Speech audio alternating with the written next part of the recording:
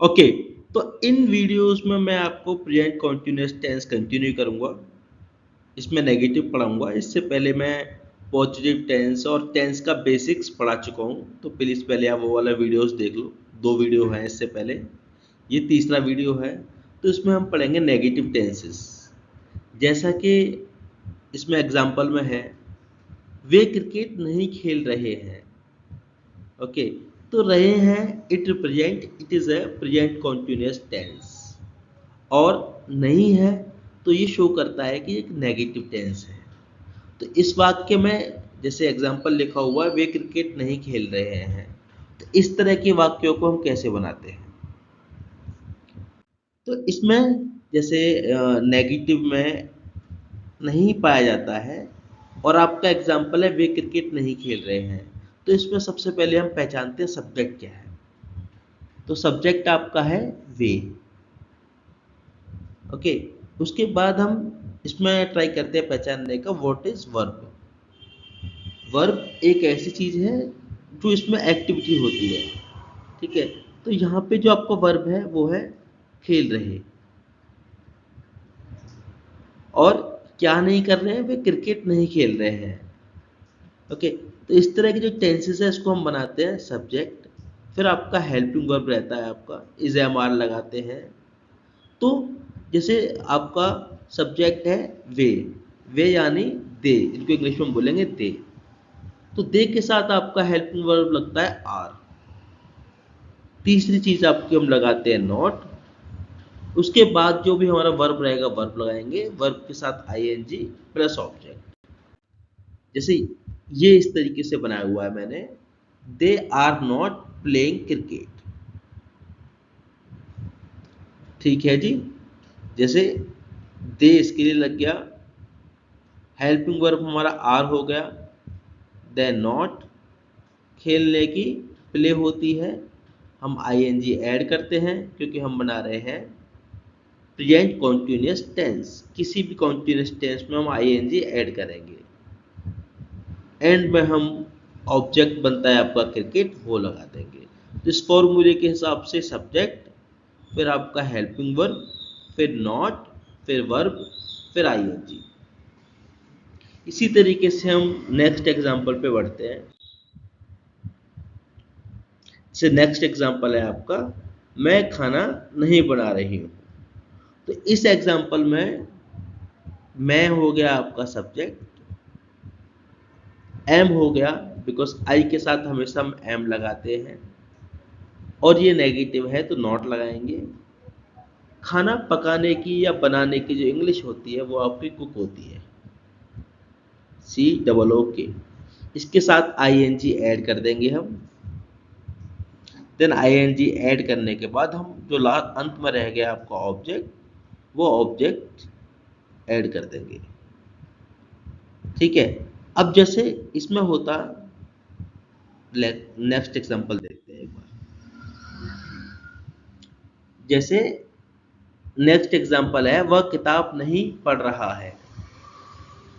तो इस केस में क्या है, वह क्या हुआ आपका सब्जेक्ट, इसलिए हम पहले वह की इंग्लिश लिखेंगे ही, देन ही के साथ इज लगता है, उसके बाद नॉट।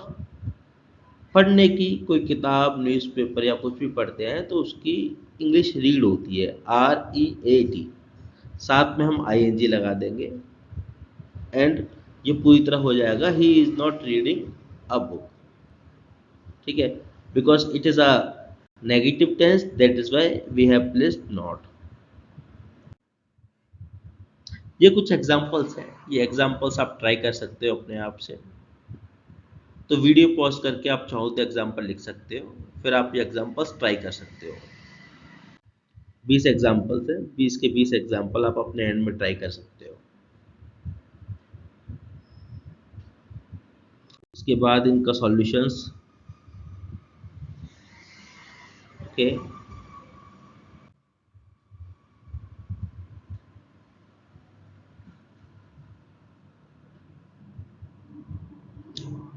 19 में होगा he is not opening the door, and 20 में होगा आपका दे आर नॉट हेल्पिंग अस।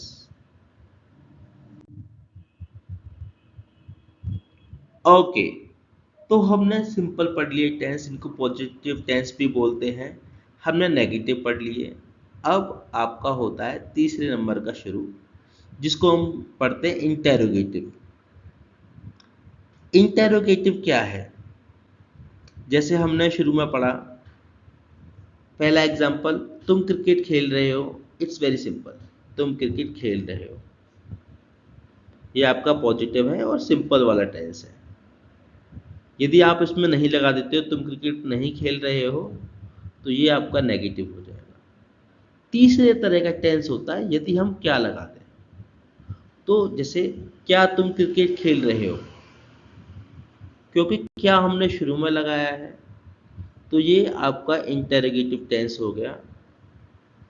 ये तीसरे तरह की टेंस है। क्या आपका हमेशा शुरू में लगा हुआ है, तो इस तरह के टेंसेस को हम बनाते हैं कि हम क्या करते हैं। ये रूल देखो, ये आपका नियम है। इस एमआर लगाएंगे, आप सब्जेक्ट लगाएंगे, वर्ब लगाएंगे, आईएनजी लगाएंगे, देन लास्ट में आपका ऑब्जेक्ट। तो आपका तुम है, तुम तो आपका सब्जेक्ट हो गया। क्या तुम क्रिकेट खेल रहे हो, ठीक है जी। तो इसमें होता क्या है कि यू यू और यू के साथ जो आपकी हेल्पिंग वर्ब रहेगी, उस हेल्पिंग वर्ब को हम सबसे पहले लगा देते हैं। सिंपल टेंस में क्या होगा, यू आपका आर यहाँ लगेगा, you are playing cricket. But क्योंकि ये इंटेरोगेटिव है, एक सवाल पूछा जा रहा है क्या तुम क्रिकेट खेल रहे हो, तो इसकी शुरुआत हेल्पिंग वर्ब से होती है। आपका आर यू प्लेइंग क्रिकेट, ये सही आंसर होगा। तो यू के साथ आपकी हेल्पिंग वर्ब आर होती है, इसीलिए हमने आर को यहाँ लगाया है, और आर से ही शुरुआत होगी क्योंकि ये इंडिकेट करता है आपके इंटेरोगेटिव को। तो आपका जो सिंपल होगा वो होगा यू आर, ठीक है, you are and then playing cricket.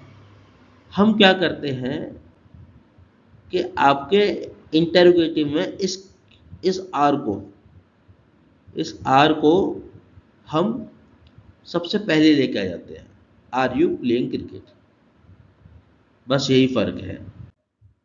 Then अगला क्वेश्चन है, क्या वह किताब पढ़ रहा है। तो सोचो सिंपल वाला क्या होगा। सिंपल वाला होगा ही लगाएंगे हम, इज, बिकॉज ही के साथ इज रीडिंग। मैंने अभी बताया आपको, जब हम कुछ पढ़ते हैं तो उसको रीड बोलते हैं, इसके साथ आईएनजी लग जाएगा। He is reading a book, ठीक है जी। मगर ये मैंने बनाया आपको सिर्फ इतने के लिए, क्या किताब, क्या सॉरी वह किताब पढ़ रहा है, इसके लिए बनाया है मैंने। हमारा असली क्वेश्चन क्या है, हमें बनाना है क्या वह किताब पढ़ रहा है। जब क्या वह किताब की बात होगी, तो ये जो इज है आपका, ये आपका सबसे आगे पहुंच जाएगा। हिंदी में हम क्या का इस्तेमाल करते हैं, बट इंग्लिश में जब हमें क्या को दर्शाना होता है, तो उसके लिए आपका हेल्पिंग वर्ब पहले लगा देते हैं। इसका सही आंसर होगा is he reading a book. ध्यान दिया आपने, मैं इस इज को सबसे पहले लेके आ चुका हूं अभी। ये आपका इज पहले यहाँ पे था, इस जगह पे, इसको हमने पहले लिख दिया है, is he reading a book. Understood. नियम के हिसाब से भी यही है, सबसे पहले हेल्पिंग वर्ब, फिर सब्जेक्ट, फिर वर्ब, देन आपका आईएनजी, फिर आपका ऑब्जेक्ट। अगला क्वेश्चन हम पढ़ते हैं। अगला एग्जांपल है आपका, एज पर द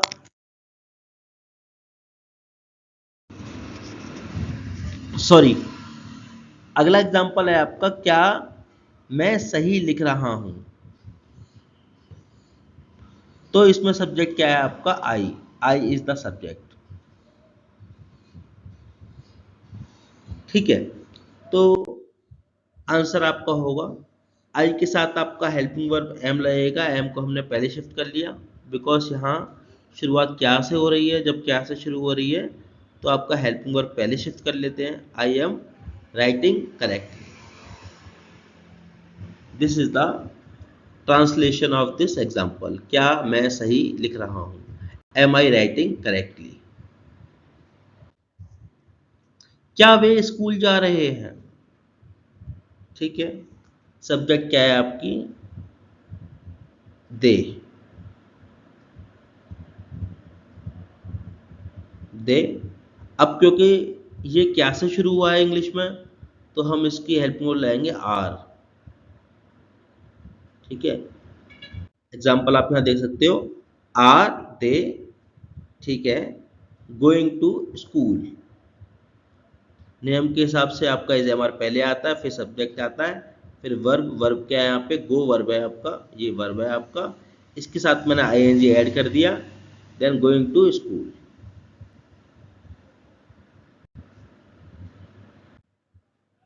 ये कुछ एग्जाम्पल्स हैं, आप अपने आप ट्राई कर सकते हो इनको। मैंने और भी एग्जाम्पल दिए हुए हैं, इनको भी ट्राई करो। तो ये टोटल 20 एग्जाम्पल हैं, आप इनको ट्राई कर सकते हो। इसके सॉल्यूशन, ये सॉल्यूशन है। जो 10th है उसमें लिखा हुआ है, are be doing our homework, ये होमवर्क है। ये लास्ट है आपके।